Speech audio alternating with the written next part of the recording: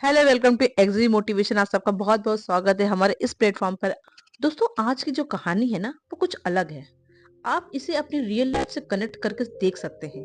ये 99% लोगों के साथ ऐसा हुआ होगा, और जो इससे बच के निकल जाता है वो शहंशाह कहलाता है, और जो इसमें फंस जाता है वो डिप्रेशन का शिकार हो जाता है। तो ये कहानी आप कुछ इसी तरह से समझ सकते हैं कि आप डिप्रेशन से किस तरह से निकल सकते हैं। तो मैं आपको बताती हूँ। एक सुरेश नाम का लड़का था जो कि पढ़ाई में बहुत ही ज्यादा होनहार था, आपकी तरह हमारी तरह। जो कि पढ़ाई में बहुत होनहार था, वो 12th क्लास तक उसने काफी अच्छे मार्क्स अचीव किए थे। जिंदगी में हर चीज में वो सफल होता गया। और उसके जो माँ बाप थे वो सोचते थे कि मेरा बच्चा जो है वो आगे चल के बहुत अच्छा नाम कमाएगा, मेरा जो है कि भविष्य को बदली कर देगा, जो गरीबी में हम पल रहे हैं उससे निकालेगा हमें।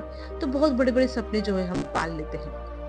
वो लड़का भी कुछ ऐसा था ही। वो लड़का काफी होनहार था। 12th क्लास तक तो कोई दिक्कत नहीं हुई। 12th क्लास तक वो अच्छा नंबर लाता रहा और काफी सब खुश थे। मिठाइयाँ वगैरह बांटी गई, भाई 12th क्लास में बहुत अच्छा सुरेश का नंबर आया है। उसके बाद कॉलेज लाइफ स्टार्ट होती है, जो कि आपके और हमारे सबके जीवन का एक बहुत ही टर्निंग पॉइंट होता है, और यहाँ पे ही बच्चे आके भटक जाते हैं। तो वही कॉलेज की लाइफ जब स्टार्ट होती है तो कुछ उसमें बहुत सारे दोस्त जिनकी बुरी संगत में पड़कर सुरेश खराब हो जाता है। वो कुछ दोस्त ऐसे होते हैं जिसे पढ़ाई लिखाई से दूर दूर का नाता नहीं होता, वो खाली कॉलेज में आते हैं फैशन करने के लिए और उल्टे पुल्टे काम करने के लिए। तो उसी में सुरेश भी जो था वो नया नया जोश में गया था। पढ़ाई में काफी अच्छा था उस वक्त। तो जब नए नए जोश में गए थे तो इंसान बहक जाता है एक बार, और कॉन्फिडेंस में भी आकर बहक जाता है। तो इसी तरह से सुरेश के साथ भी हुआ। बुरी संगत का असर पड़ा। और दोस्तों, ये रियल स्टोरी है, कोई मैं बनावटी स्टोरी नहीं आपको बता रही हूँ, ये रियल स्टोरी है। और जब वो बच्चा एक बुरी संगत में फंस जाता है, बुरी संगत में फंसने के बाद वो पढ़ाई में उसका ध्यान बहुत कम हो जाता है, और यहाँ वहाँ काम में वो ज्यादा कुछ लग जाता है। देर रात तक पार्टी करना, हनी सिंह के गाने पे डांस करना, तो मतलब इस तरह से उसकी लाइफ हो चुकी थी। माँ बाप ने नोटिस किया, माँ बाप ने उन्हें समझाने की कोशिश की, लेकिन कहते हैं ना बच्चे 12th पे आने के बाद, 12th पास करने के बाद वो अपने आप को क्या समझने लगते हैं, बड़े दादा समझने लगते हैं कि मैं सब कुछ जानता हूँ, आप कुछ नहीं जानते, आप मेरी लाइफ में जरा भी इंटरफेयर मत करें। तो इस तरह के वाक्य वो बोलने लगा था। और फिर यहाँ पे क्या होता है, जब सुरेश आगे बढ़ा और जब एग्जाम की बारी आई, एग्जाम उसने दिए, लेकिन एक सब्जेक्ट में वो फेल हो चुका था। एक सब्जेक्ट का जब उसे रिजल्ट मिला वो फेल हो गया था, तो ये वो सदमा ये सहन नहीं कर सका। क्योंकि यार मैं तो यार मतलब 12th तक टॉप आउट था, मतलब टॉपर था, इतना अच्छे से मैंने नंबर लाए और क्या क्या सपने में देखे थे। तो ये जो एग्जाम में फेल होने वाली, जो सब्जेक्ट में फेल वाली होने वाली बात थी, उसके दिमाग में एकदम घर कर गई, उसके ईगो को हट कर गई। वो यहाँ वहाँ जाना छोड़ दिया, किसी से बात करना और किसी का फोन कॉल उठाना, सब कुछ उसने बंद कर दिया था। ये अपने आप को एक कमरे में बंद रखता था। धीरे धीरे ये डिप्रेशन का शिकार होता जा रहा था। बहुत कोशिश करने पे माँ बाप के, लेकिन फिर भी ये अपने आप को उससे बाहर नहीं निकाल पा रहा था। लग रहा था कि अब सुरेश की लाइफ एकदम बर्बाद हो जाएगी, अब यहीं पे स्टॉप हो जाएगी। धीरे धीरे ये बात प्रिंसिपल को पता चली, जहाँ से सुरेश ने 12th पास आउट किया था।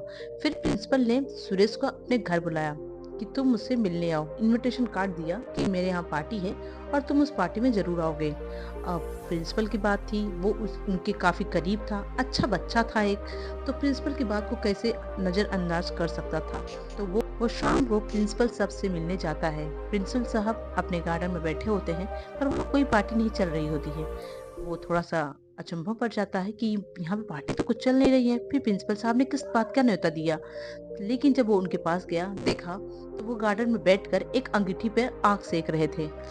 वो उनके पास जाता है, उनसे हालचाल होता है। प्रिंसिपल उनसे हालचाल पूछते हैं और वो उनसे हालचाल पूछ के फिर 10-15 मिनट तक फिर दोनों ही चुप हो जाते हैं। कोई एक दूसरे से कुछ बात नहीं करता है। फिर कुछ देर बाद प्रिंसिपल सर सोचते हैं कि कुछ क्या नया करूं इनसे बात करने के लिए। तो प्रिंसिपल सर अंगीठी में से एक कोयले का टुकड़ा उठाते हैं और उसे मिट्टी में नीचे फेंक देते हैं।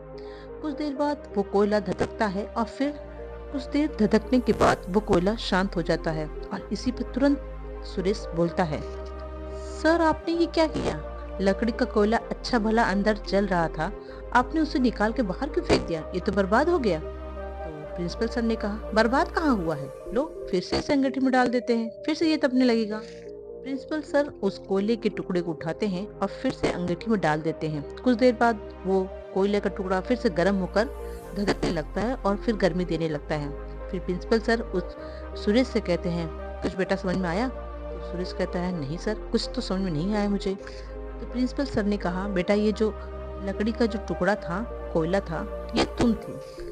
जब ये कोयला अंगीठी से बाहर आता है, मिट्टी में मिल जाता है, तो ये बेकाम हो जाता है, किसी काम का नहीं होता। उसी तरह से जब तुम भी गलत संगति में पड़ गए, गलत दोस्तों में पड़ गए, तुमने अपनी आदतें बिगाड़ ली, जिस तरह ये कोयला मिट्टी से फिर निकल कर अंगीठी में आता है और फिर अपनी पावर वापस हो जाती है, इसके पास आ जाती है, ये फिर से गर्मी देने लगता है, उसी तरह से तुम भी उस गंदगी, उस फ्रेंड सर्कल से बाहर निकल के जब इस अंगीठी में फिर से तपने के लिए तैयार होगे, तुम फिर वही सुरेश हो जाओगे जो कि 12th तक थे। इसके लिए तुम्हें फ्रेंड सर्कल छोड़ने होंगे, अपनी लाइफ स्टाइल चेंज करनी होगी और बुरी संगतों से दूर रहना होगा और अपनी पढ़ाई पर फोकस करना होगा। बस यही बात बताने के लिए मैं तुम्हें आज यहाँ पर बुलाया था। प्रिंसिपल की बातों का सुरेश पर काफी गहरा असर पड़ता है। अब वो अपने पर काम करना शुरू कर देता है और आज सुरेश की लाइफ बिल्कुल ही बदल गई है। वो मुंबई के एक अच्छे से कॉलेज में प्रोफेसर है, सब्जेक्ट मैथ्स में। तो इसी तरह से उसकी लाइफ बदल गई। दोस्तों, आजकल डिप्रेशन एक ट्रेंड हो चुका है, जिसको देखो वो ही डिप्रेशन में चला जाता है, खास करके यंग पीपल। क्यों? अगर कुछ काम नहीं हुआ, कुछ काम बिगड़ गया, तब डिप्रेशन में चले जाते हैं। अच्छे थे पढ़ाई में, थोड़े से पढ़ाई में डाउन हो जाते हैं, तब डिप्रेशन में चले जाते हैं। अरे देखो क्या बात थी, पहले क्या था, अब क्या था, क्या अंतर हुआ, कुछ तो चेंज हुआ होगा, तभी तो कुछ ऐसा हुआ होगा। तो उस पर काम ना करके आप डिप्रेशन में चले जाते हैं, जो कि एकदम ही गलत है। आई होप आज की कहानी से आपको कुछ सीख जरूर मिली होगी। तो प्लीज आप अपने पर काम करें और निरंतर अभ्यास करते रहें, आगे बढ़ते रहें। मिलते हैं अगली कहानी के साथ, तब तक नमस्कार।